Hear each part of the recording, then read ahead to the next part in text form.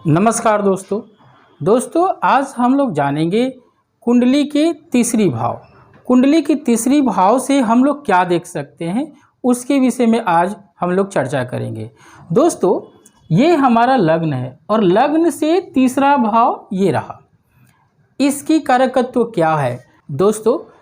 जिस घर में जिस राशि में ये ग्रह बैठे हैं सूर्य चंद्र, इनसे भी तीसरी भाव को देखकर हमें कुंडली की जज करना पड़ेगा।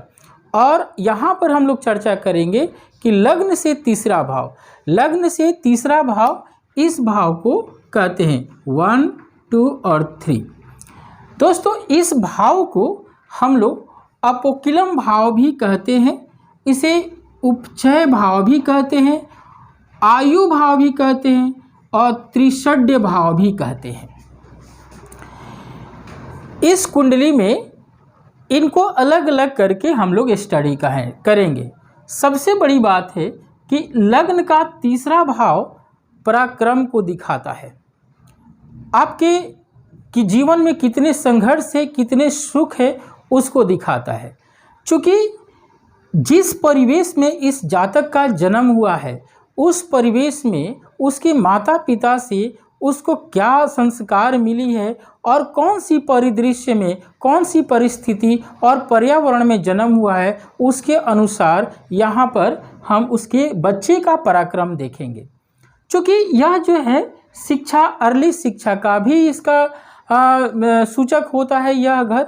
दूसरा कि उसकी शिक्षा कैसी होगी, वो कितना बहादुर होगा, उस संघर्ष, उस शिक्षा का कितना उपयोग अपने जीवन में कर सकता है। तो ये जो हाउस है इसको हम संघर्ष का हाउस कहते हैं। इसे सहोदर भाई बहन का भी हाउस कहते हैं। जो छोटे भाई बहन हैं इससे हम उसके संघर्ष, उसके पराक्रम को देखेंगे। क्योंकि यह जो भाव है जातक के जन्म से ये जवानी का, युवा का भाव बनता है। तो युवा अवस्था में उसकी जो शक्ति है काफ़ी बढ़ी चढ़ी होती है। और चूँकि लग्न से तीसरी भाव जो होता है उस भाव का कारक जो है मंगल को जाता है। तो मंगल जो है किसी भी क्षेत्र में जो व्यक्ति सोचता है, जिस उस व्यक्ति का, उस जातक का जिस तरह सोच है, जिस तरह उसकी बुद्धि है, वह बुद्धि वो मंगल के साथ मिलकर बहुत ज़्यादा बढ़ा देता है।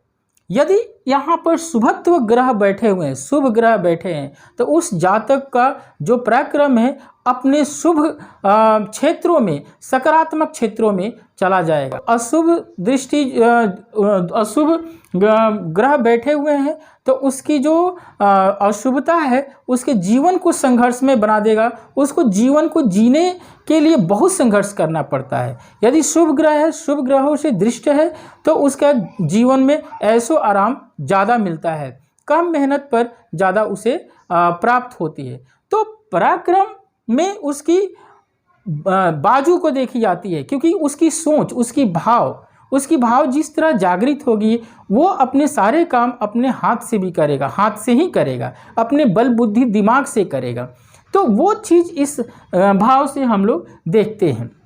ये भाव एक तरह से पराक्रम के भाव के साथ साथ इसे जो जातक है, जो जातक के माता पिता है, उसको उसके मृत्यु के परिस्थिति को भी दर्शाता है और जातक के मृत्यु की भी परिस्थिति को दर्शाता है। क्योंकि ये अष्टम भाव और अष्टम भाव से ये अष्टम है तो ये भी मृत्यु के दिखाता है, उसके जरा को दिखाता है, उसके स्वास्थ्य को दिखाता है। और यहाँ से इस अष्टम से अष्टम भाव को जब हम देखेंगे तो उसकी परिस्थिति को दिखाएगा कि कौन सी परिस्थिति में उसकी स्वास्थ्य थी, किस प्रकार की स्वास्थ्य थी, और यानी कि मृत्यु पूर्व उसकी परिस्थिति को यहाँ से हम देख सकते हैं। दोस्तों ये छोटे भाई बहन का अपना घर है। छोटे भाई बहन को यहाँ से देखते हैं। छोटे भाई बहन किस तरह से हैं, कैसा संबंध है उस जातक का, वह भी हम यहाँ से देख सकते हैं। फिर यहाँ से सबसे इम्पोर्टेंट है संचार, सूचना और संचार माध्यम को भी देखते हैं। संचार और सूचना। आज ये हाउस इतना अच्छा होना, जिस आज के परिदृश्य में आधुनिक काल में जिसका ये हाउस बहुत ही अच्छा है, उसका सूचना और संचार कम्युनिकेशन माध्यम बहुत स्ट्रांग होगा। समाज में उसकी जो ख्याति है वो सूचना और प्रसारण के कारण इसका मिलेगा। यानी कि पब्लिकेशन का हाउस है। यहाँ से हम लेखन क्षमता, वाणी की क्षमता और यहाँ से उस जातक के हैंडराइटिंग कैसी है यह भी देख सकते हैं। यानी कि जो पुस्तक लेखन लिखता है, पुस्तक का अध्ययन करता है वो और पब्लिकेशन करता है, वो इसी हाउस से हम देखते हैं। पहले के दृश्य में राजा महाराजा जो होते थे अपने यहाँ एक डिपार्टमेंट बना रखे थे जिसमें वो ज्योतिष डिपार्टमेंट होती थी और वहाँ से देखकर सूचना द्रुत गति से पहुँचाना। लड़ाई जब होता था किसी दूसरे राजा के साथ तो वहाँ उस विभाग में जो बहाली होती थी वो इसी ज्योतिषों से देखकर भी एक निर्णय लिया जाता था राजा द्वारा कि यह सूचना के माध्यम से कितना आगे बढ़ सकता है और कितना द्रुत गति से सूचना को पहुंचा सकता है। तो वह सेना में जो भर्ती जो व्यक्ति है उसका पराक्रम को भी देखा जाता था। तो दोस्तों यहाँ से जितना आजकल के तमाम साधन है सूचना को प्रसारण करने के लिए वो इसी हाउस से देख सकते। तीसरी घर से हम व्यक्ति को मोह माया की परिस्थिति को देख सकते हैं। मोह माया से दूर जाने की परिस्थिति को देख सकते हैं। उससे वो कैसे निकल सकता है, उसके भाई बहन का आर्थिक परिस्थिति कैसी है, यह भी हम थर्ड हाउस ले देखते हैं। थर्ड हाउस में भी आर्थिक नुकसान, आर्थिक फायदे को हम देख सकते हैं। दोस्तों यहाँ से पत्नी का जो ससुराल है उसको भी देख सकते हैं। 7, 8 और 9 पत्नी के भाग्य, पत्नी के आर्थिक स्थिति, पत्नी से नोक झोंक जो पति पत्नी के बीच में लड़ाई झगड़े होते हैं, यहाँ से हम उसको तुलना कर सकते हैं।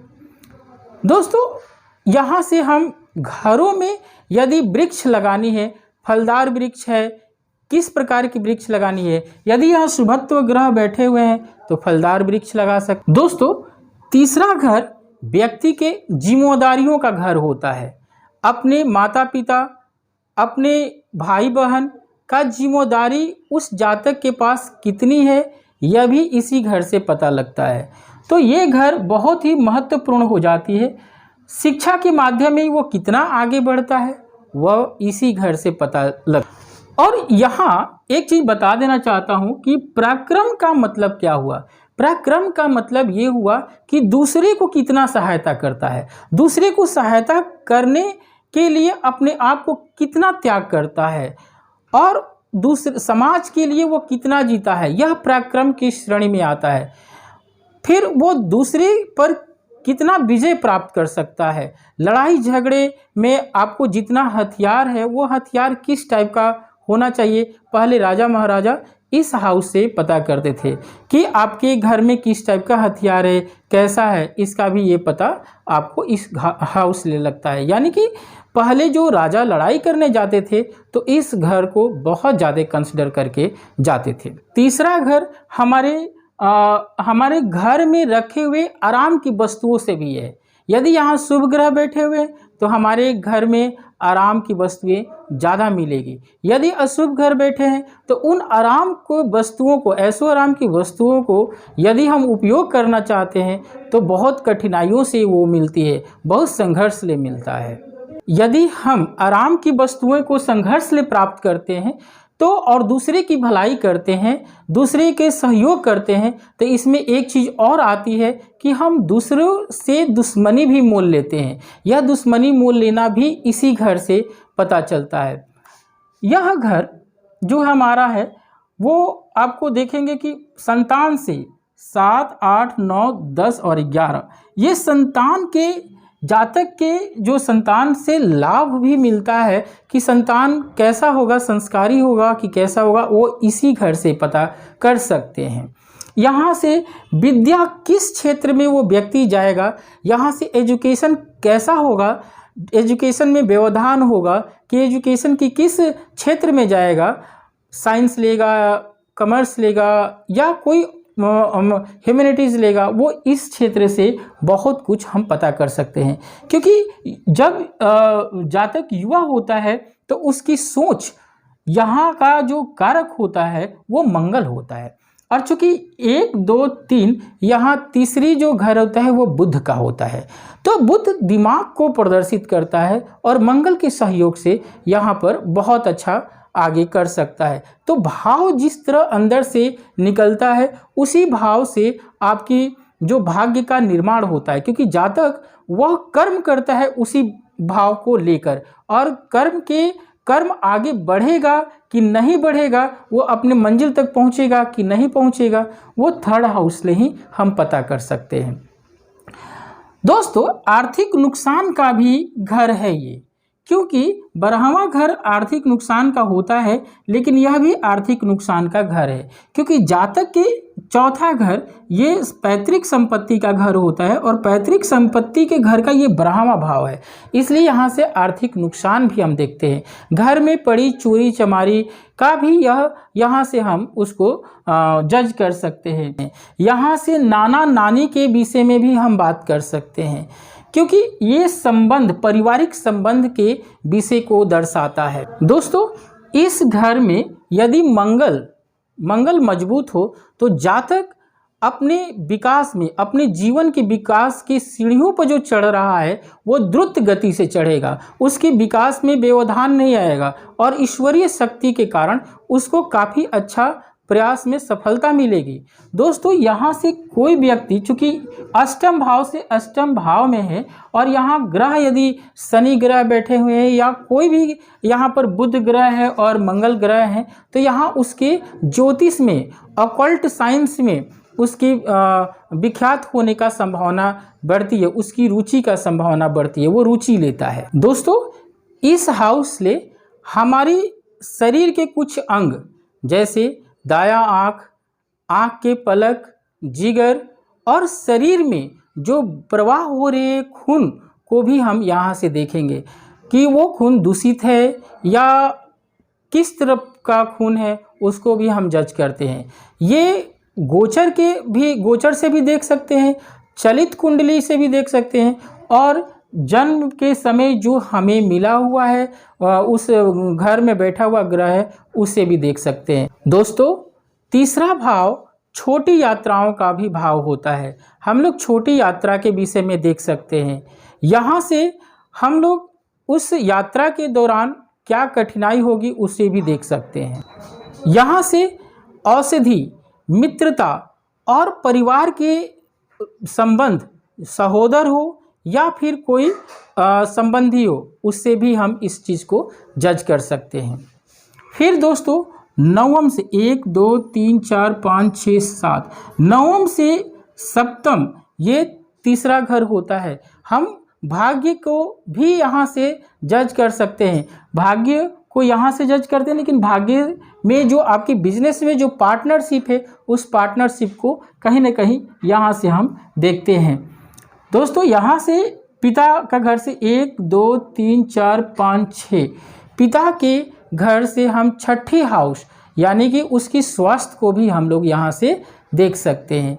यहाँ से और भी बहुत कुछ कारक को हम देख सकते हैं, लेकिन यहाँ से मुख्यतः संचार माध्यम, लेखन क्षमता, पब्लिकेशन, यहाँ पर जातक के एजुकेशन, और यहाँ से हम उसकी वाणी, उसकी बल और उसकी जो प्रवृत्ति है, शालीनता है, बोलचाल की जो उसकी शैली है, समाज से वो कितना अलग है, समाज से कितना मिला जुला हुआ है, ये सारा इस घर से हम देख सकते हैं। ये घर अपने वंश के वृद्धि में वो कितना आगे हद तक जा सकता है, अपने छोटे भाई बहन के साथ वो कितना मिलकर आगे बढ़ सकता है, इस घर से हम इसको जज कर सकते हैं। दोस्तों, यहाँ से आँख के अलावा कंठ भी हम देख सकते हैं, क्योंकि जो जातक अच्छे संचार में वक्ता होगा, यहाँ से जजमेंट, उसकी लॉजिक पावर को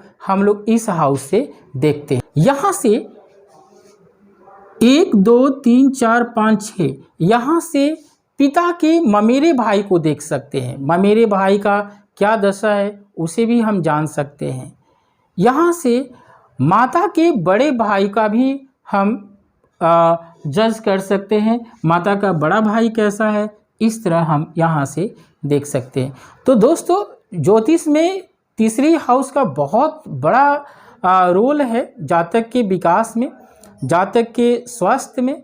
तो हम इन सारी परिस्थितियों को देखने के बाद हम जज कर सकते हैं कि यहाँ से हम और भी क्या चीज़ देख सकते हैं। जैसा कि मैंने बताया कि तीसरी हाउस मैंने लग्न से बनाया, इसी तरह चंद्रमा से तीसरी हाउस को देखना होगा और थर्ड स्टेप में सूर्य से तीसरी हाउस को देखना है। ये तीनों से तीसरी हाउस को देखकर फिर इसमें जज करना चाहिए कि उस जातक का व्यवहार और पराक्रम कैसा है, कौन सी राशि यहाँ पर बैठी है, लग्न से कौन सी राशि यहाँ पर बैठी है, चंद्र से कौन सी राशि बैठी है और सूर्य से कौन सी राशि बैठी है। उन सारी को अध्ययन बारी बारी से करने के बाद तब हमें एक निर्णय पर पहुंचना चाहिए कि उस जातक का पराक्रम, शिक्षा, बल, बुद्धि कितना है। वो जातक यदि किसी से संघर्ष करता है, लॉजिक पावर में जाता है, कंपटीशन को पास करता है, तो वो कितना उसका एफर्ट लगता है। 6 हाउस 1 2 3 4 5 6 7 8 9 10। छठी हाउस जातक का कंपटीशन का हाउस होता है और इससे हम तीसरी हाउस जो है वो 10th हाउस है, यानी कि इससे इसकी काम की प्रकृति, ये जॉब में कितनी स्टेबिलिटी लेगा, इसको सरकारी जॉब में या प्राइवेट जॉब या बिजनेस करना है, वो हम यहाँ से देख सकते हैं क्योंकि ये कंपटीशन का भाव है और कंपटीशन से 10th हाउस आपका तीसरा हाउस है। तो इससे भी हम तीसरी हाउस से हम उसके कार्य क्षेत्र को भी देख सकते हैं। इस तरह जातक का हम इस थर्ड भाव से तीसरी भाव से हम इन सभी चीज़ों को देख सकते हैं। और बाकी ग्रहों की युति होती है, ग्रहों की दृष्टि होती है, अष्टक वर्ग कितना, अष्टक रे कितना जा रही है, कौन कौन सी रेखा यहाँ पर प्रवेश कर रही है। क्योंकि यहाँ से बहनोई और साले का भी रिश्ता को देखा जा सकता है। यदि राहु जो है बहनोई और साले के रिश्ते को प्रमाणित करता है। तो दोस्तों इस तरह बहुत से ज्योतिष में थंब पॉइंट है, थंब रूल है, उस रूल को हम लोग फॉलो करेंगे आगे वाले वीडियो में। अब नेक्स्ट वीडियो में 4th हाउस के विषय में जानेंगे कि 4th हाउस से हम क्या क्या देख सकते हैं। और बाकी धीरे धीरे सारी हाउस को पढ़ने के बाद और हर हाउस में अब ग्रहों की स्थिति पढ़ेंगे, राशियों की स्थिति पढ़ेंगे और नक्षत्र की स्थिति पढ़ेंगे। उस स्थिति में कौन सी ग्रह किस नक्षत्र में बैठकर क्या फल दे रहा है वो हम लोग जानेंगे नेक्स्ट वीडियो में। नेक्स्ट वीडियो हमारा आने वाला है जल्दी और वो नेक्स्ट वीडियो 4th हाउस के विषय में होगा। धन्यवाद दोस्तों।